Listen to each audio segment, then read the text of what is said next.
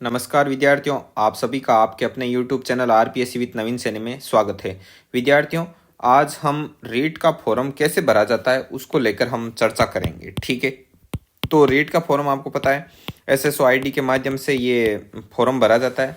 Form को open करोगे जैसे ही, तो उसके बाद में आपके पास कुछ इस प्रकार का परफॉर्मा ओपन होगा। देखो, ये इस प्रकार का, ये जो पीडीएफ है वो मैं डाल दूंगा टेलीग्राम पर, वहाँ पर आप देख सकते हैं इस पूरी पीडीएफ को। बहुत ही अच्छी क्वालिटी में है ये, देखो जूम करके आसानी से इसे पढ़ सकते हैं। तो चलिए हम शुरू से एक एक पेज आगे लेते जाते हैं और इसमें देखते जाते हैं कि हमें क्या क्या फिल करना है। तो देखिए विद्यार्थियों, इसमें आवेदक का नाम, सबसे पहले कैंडिडेट को अपना नाम डालना है। तो इसमें आप क्या ध्यान में रखना, इसमें आप एक चीज़ ध्यान में रखना कि जब भी आप फॉर्म फिल करो तो सबसे पहले 10th की मार्कशीट लेकर 10th की जो मार्कशीट है वो अपने सामने रख लेना। ठीक है, अब देखो, जब आप 10th की मार्कशीट को सामने रखोगे तो उसमें जो 10th की मार्कशीट में जैसे जैसे आपका नाम लिखा हुआ है, जैसे कि भाई आपका, जैसे मेरा नाम था इसमें नवीन और आगे पूरा ऐसे भाटी लिखा हुआ था, तो सब कैपिटल में भरे जाएंगे। पहली बात तो कैपिटल लेटर में, और किस में बीच में स्पेस है, किस में नहीं है, किसी के माताजी के नाम के आगे देवी लिखा हुआ है या नहीं लिखा हुआ है, सब जैसा जैसा उसमें भरा हुआ है वैसे आवेदक का नाम भरना है। ये लिंग भर देना, मेल फीमेल, पिता का नाम भर देना, माताजी का नाम भर देना, और डेट ऑफ बर्थ वही भरनी है जो कि आपके सभी डॉक्यूमेंट में हो, जो एकदम उचित हो, 10th की मार्कशीट में दे रखी हो, वो जन्मतिथि भरनी होगी। और ये यहाँ पर ये ऑटोमेटिक आ जाएगा, ये आपको भरना नहीं है, ये ऑटोमेटिक शो कर देगा। जैसे ही आप फॉर्म फिल करोगे ना, तो ये ऑटोमेटिक बता देगा कि 1 जनवरी 2023 को आप कितने साल के हो जाओगे। ठीक है, फिर इसमें आपको श्रेणी चूज करनी है, इसको श्रेणी को ओपन कर लेना। इसमें आ जाएगा कि भाई एससी, ओबीसी, एसटी वगैरह ये सारे, और क्या आप आर्थिक रूप से कमज़ोर वर्ग से हैं तो वो भी इसमें फॉर्म ओपन, इस पर आप क्लिक करोगे तो ये बता देगा। विशेष दिव्यांग श्रेणी जो हैंडीकैप वगैरह हैं उनके लिए है, और उप विशेष दिव्यांगजन श्रेणी वो इसमें आ जाएगी। उसके बाद में विशेष योग्यजन प्रतिशत की, भाई जिनके होती है ना विशेष योग्यजन जो होते हैं, तो उनके ये कितने प्रतिशत है, जो ऐसे बोलते हैं ना विकलांगता वगैरह होते हैं उनके परसेंटेज वगैरह, ये डिसेबिलिटी के होते हैं। ठीक है, तो ये उनके लिए है, नॉर्मल के लिए नहीं है। और धर्म में इसमें धर्म भरना है, और इसमें वैवाहिक स्थिति, यदि मैरिड हो तो मैरिड, और जैसे ही आप मैरिड करोगे कि भाई इसमें मैरिड कर दिया तो फिर आपको ये लिंक ये ओपन हो जाएगा। फिर इसमें जीवन साथी का नाम डालना है, और इसमें कि भाई क्या आपके एक से अधिक जीवित पति पत्नी हैं वगैरह, ये आपको पढ़ने से स्पष्ट होता है। और इसको छोड़ो, क्या आपने शादी में दहेज स्वीकार किया है, इसमें नो करना है ही। और विवाह पंजीकरण नंबर, यदि आपने यहाँ पर वैवाहिक स्थिति में मैरिड किया है तो यहाँ पर आपको विवाह पंजीकरण नंबर डालने होंगे, जो कि आपके विवाह प्रमाण पत्र पर, विवाह प्रमाण पत्र होता है जिस पर नीचे क्या होता है कि जैसे जो मेल फीमेल होते हैं दोनों कपल की फ़ोटो होती है, और यहाँ पर पास में ही वो नंबर डाले हुए होते हैं, काफ़ी बड़े होते हैं संख्या में, ऐसे काफ़ी डिजिट होते हैं उसमें, वो विवाह पंजीकरण नंबर इसमें डालने हैं। यदि आपने प्रमाण पत्र बना रखा है तो उस पर ध्यान से देखना, उसमें आपको दिखाई दे जाएगा। ठीक है, इसके बाद में क्या है, इसके बाद में क्या आपके एक से अधिक जीवित पति, ये तो देख लिया। ये जीवित बालकों की जो संख्या, बालक कितने हैं कितने नहीं हैं वगैरह वगैरह, ये डिटेल इसमें भरी जाएगी। क्या आप अन्य राज्य से विवाह पश्चात राजस्थान राज्य में, तो ये तो आपको पता ही है जो चीज़ डालनी है, स्पष्ट लिखा हुआ है। जो चीज़ हमको पता नहीं हो ना उसके बारे में हम थोड़ा ऐसे विचार करेंगे कि भाई ये क्या चीज़ है जो नॉर्मली सबको पता नहीं होती है। लेकिन ये तो देखो, क्या आप अन्य राज्य से विवाह पश्चात राजस्थान राज्य में प्रवासित होकर निवास कर रही हैं, यदि कर रही हैं तो येस हो जाएगा, वरना नो। और इसमें आएंगे आपके मोबाइल नंबर, तो मोबाइल नंबर वही डालना। पहले बात तो कि जो मोबाइल नंबर क्या रहते हो, हरदम एक्टिव रहते हो, वो मोबाइल नंबर आपको यहाँ पर डालने। उसके बाद में आपका जो ईमेल आईडी है वो यहाँ पर डाला जाएगा। आधार आईडी नंबर, आधार कार्ड के जो नंबर होते हैं वो डाले जाएंगे इसमें, और जन आधार आईडी है वो भी यहाँ पर आपको लगानी है। ठीक है, अब देखो अप्लाइंग फॉर तो के लिए आवेदन, क्या आप राजस्थान के अनुसूचित क्षेत्र से संबंधित हैं तो वो आपके जो स्पेशल एरिया वाले हैं टीएसपी वगैरह वहाँ से हैं तो वो डालना है इसमें। इसके बाद में आपको जो ये पत्राचार पता है, इसमें आपका एड्रेस डालना है, तो एड्रेस डाल देना, राज्य, डिस्ट्रिक्ट, गांव, फ़ोन नंबर, पिन कोड, ये अच्छे से डाल देना। स्थायी पता, तो इसमें यदि यही स्थायी पता है और यही पत्राचार वाला पता है, मतलब जहाँ से आपको लेटर वगैरह यदि भेजे इस एड्रेस पर तो वो आप तक पहुँचना चाहिए, वो एड्रेस आता है इसमें। और जो स्थायी पता आता है वो इसमें होता है। तो ये अमूमन सबके कॉमन होता है। तो जैसे ही आप सेम एज बिलो पर क्लिक करोगे तो ये ऑटोमेटिक भर जाएगा, इसमें ये वाला पूरा भर जाएगा। उसके बाद में राष्ट्रीयता, इसमें इंडियन वगैरह वो हो जाएगा। गृह राज्य होम स्टेट है वो डालना है, गृह जिला डालना है, गृह ब्लॉक, तहसील, विलेज, और settled in India from other country, यदि किसी अन्य देश आए हुए हैं तो वो इसमें, ये अमूमन बहुत ही कम होते हैं, ठीक है। कोई एक दो रेयर केस में हो तो वो कमेंट करके पूछ लेना आपको जो पूछना हो, ठीक है, वरना इसमें सीधा ही नो हो जाता है। अब देखो विशेष श्रेणी, तो क्या आप भूतपूर्व सैनिक हैं? यदि हैं तो वो डिटेल इसमें मांग लेगा, और जो सेना में रह चुका है उसके पास ये डिटेल रहती है कि सिलेक्ट वन की हाँ हूँ, तो ये सर्विस का स्टेटस आता है इसमें फिर कि भाई आपका सर्विस कहाँ से कहाँ तक की, कितने साल की, किस फील्ड में की, वगैरह वगैरह। क्या आप उत्कृष्ट खिलाड़ी हैं? तो इसमें यदि होंगे उत्कृष्ट खिलाड़ी तो यस करते ही फिर यहाँ पे स्पोर्ट्स पर्सन टाइप डालना है, कौन से खेल हैं वगैरह वगैरह वो इसमें आएंगे। क्या आप एनसीसी कैंडिडेट प्रशिक्षक हैं? तो ये एनसीसी वालों के लिए है। क्या आप भूतपूर्व कैदी हैं? तो किन्हीं के भाई जो सजा भुगत कर आए हैं वगैरह वगैरह, तो उनके लिए ये होता है। क्या आप मौजूदा राज्य सरकार के कर्मचारी हैं, स्थायी कर्मचारी?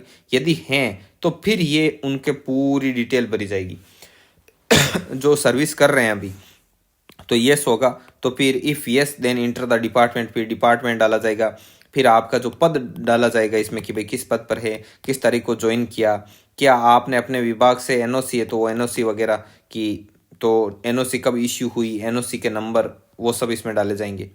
क्या आपकी पारिवारिक वार्षिक आय 2.5 लाख रुपए से कम है? यदि इसमें आप यस करते हो कि हाँ 2.5 लाख रुपए से कम है, तो ध्यान रखना फॉर्म भरते वक्त तो आपसे कुछ नहीं मांगेगा, लेकिन जब आपका दुगुनों में सिलेक्शन वगैरह हो जाएगा उस समय आपको सारे के सारे डॉक्यूमेंट चाहिए होंगे।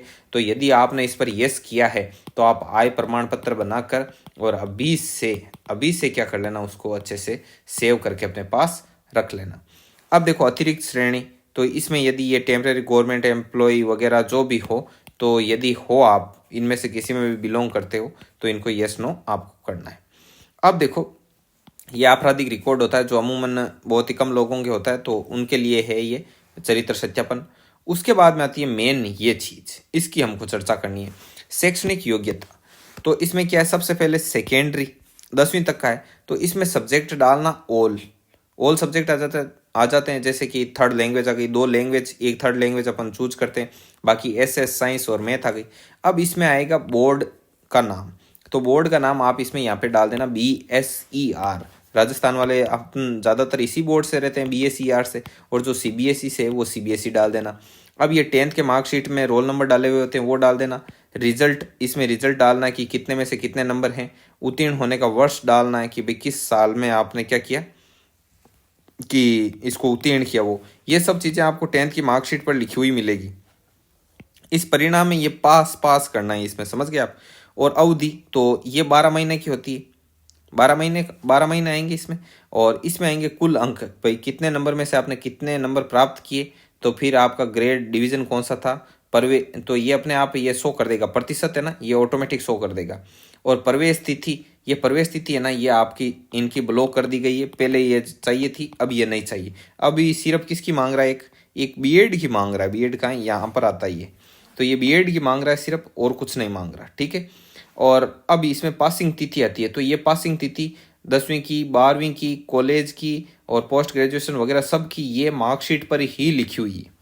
उसी प्रकार अब जहाँ से आपने जो ये किया है 12th, तो 12th में कौन से सब्जेक्ट थे, तो आप आर्ट्स से हो तो आर्ट्स से, साइंस मैथ से हो तो साइंस मैथ, ये सब यहाँ पे डाल देना। जैसे साइंस मैथ वाले PCM भी डाल दो वगैरह वगैरह, बोर्ड का नाम डाल दो, रोल नंबर डाल दो, ये सारी डिटेल आपको कहाँ मिलेगी, जो कि 12th की मार्कशीट है उस पर। और ये सारा मिलेगा ग्रेजुएशन वाले पर, ग्रेजुएशन में जो 3 सब्जेक्ट हैं उनके बारे में डाल दो, पोस्ट ग्रेजुएशन किस में वो डाल दो, ये डिटेल मिल जाएगी। अब ये बीएड है, बीएड वाला डाल देना, बीएड में सब्जेक्ट में डाल देना, जैसे केमिस्ट्री और मैथ में तो केमिस्ट्री मैथ, ऐसे रीट में सारे डाल देना, ऐसे लिख देना कि भाई हिंदी वगैरह, ऐसे आप सारे भी डाल सकते हो, कोई ऑल करता है तो वो भी चलेगा ऐसे, ठीक है। बोर्ड का नाम तो रीट तो BSER से ही हो रही है, board of secondary education Rajasthan, यहाँ से इसमें रोल नंबर वगैरह ये आ जाएंगे। अब मेन बात रही कि भाई बीएड की जो मार्कशीट है, सॉरी बीएड की जो प्रवेश तिथि है वो कहाँ मिलेगी, तो बीएड की प्रवेश तिथि यदि आपने जिस दिन एडमिशन लिया, तो एडमिशन किस दिन का माना जाएगा?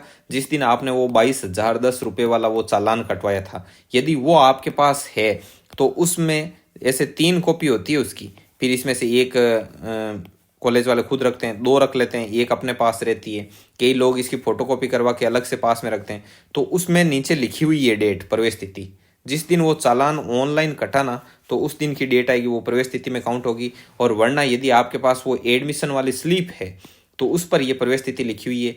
यदि ये दोनों ही चीज़ आपके पास नहीं है तो कॉलेज जाना और कॉलेज में एक एप्लीकेशन लिख के देना प्रिंसिपल के नाम से कि भाई हम इस कारण से हमें ये प्रवेश तिथि चाहिए, हम इस प्रवेश तिथि का इस क्षेत्र में प्रयोग करेंगे वगैरह वगैरह सारा लिख के देना और उनसे निवेदन करना, वो आपको डेट इश्यू कर देंगे। ठीक है, ये चीज़ आ गई। उसके बाद में क्या है, यहाँ पर आपके है कि क्या किसी भी बोर्ड लोक सेवा आयोग ने अनुचित साधन आदि के इस्तेमाल के लिए आपको प्रतियोगी परीक्षा से बाहर किया है, तो इसमें से तो आपको नो करना है ही, तो ये नो हो जाएगा। और स्नातक में वैकल्पिक विषय, तो इसमें देखो वैकल्पिक विषय में जैसे अपन साइंस वाले हैं तो इसमें फिजिक्स डाल देना, पहले सेलेक्ट 1, तो इसमें सेलेक्ट करो, सब्जेक्ट डालो, एक एक एक एक एक एक, सब में 3 सब्जेक्ट पढ़ने हैं, फिजिक्स केमिस्ट्री मैथ्स, आगे ठीक है। और इसमें जो रीट वाले हैं वो डालने, जैसे लैंग्वेज फर्स्ट हिंदी इंग्लिश है वो, फिर लैंग्वेज सेकंड कौन सी है, और विशेषज्ञता विषय में इसमें आएगा आपके कि एस है, हिंदी है, साइंस में थे क्या, वो इसमें 2 भाषाएं चूज करनी है। मीडियम किस भाषा में आपने स्नातक की पढ़ाई किस माध्यम में की, तो वो अपन ज़्यादातर हिंदी में करते हैं। और जो साइंस वाले हैं उनके जो स्नातकोत्तर होती है, जो एमएससी होती है, वो किस में होती है, इंग्लिश में ही होती है, तो ये आपको डालने हैं। इसके बाद में ये ऑटोमेटिक आ जाएंगे, आपके प्रतिशत गणना ऑटोमेटिक होकर आ जाएगी कि भाई इतने रीट में थे, इतने स्नातक के जुड़े, अब ओवरऑल इतने बन रहे हैं।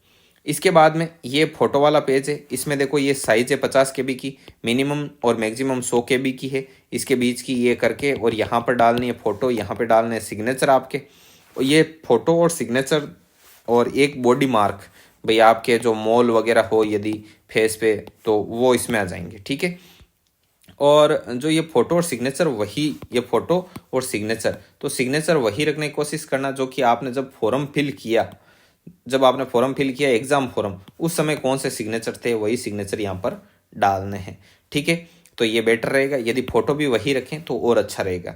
और जैसे कईयों की शादी उस समय तो नहीं हुई थी जब उन्होंने फॉर्म फिल किया एग्जाम वाला, उसके बाद हो गई, तो वो अब बोल रहे हैं कि मैरिड करें अनमेरिड करें। तो देखो, जिन्होंने पहले एग्जाम फॉर्म में अनमेरिड कर रखा है और अब उनकी शादी हो भी गई, तो भी वो अनमेरिड रख कर एक बार के लिए काम चला सकते हैं। लेकिन कई लोग ऐसे हैं जिन्होंने क्या किया, फॉर्म भरा एग्जाम वाला, तब तो उसमें मेरिट कर दिया, अब बोल रहे हैं कि चरित्र प्रमाण पत्र, वो शादी का प्रमाण पत्र होता है, विवाह प्रमाण पत्र, वो नहीं है, तो क्या हम अनमेरिड कर दें? तो अब ऐसा भूल कर भी मत करना।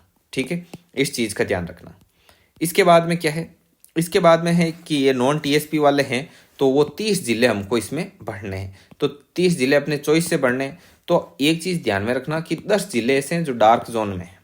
ठीक है, तो अब जो बिलोंग भी डार्क जोन से ही करते हैं तो उनके तो ठीक है, होम डिस्ट्रिक्ट है, लेकिन जो बाहर के हैं तो वो ध्यान में रखना कि वो पहले 20 जिले बढ़ना, उसके बाद में 10 डार्क जोन वाले बढ़ना, वरना ये मिल गए ना तो फिर 10 साल यहीं बैठे रहोगे, ये संभावना है, समझ गए।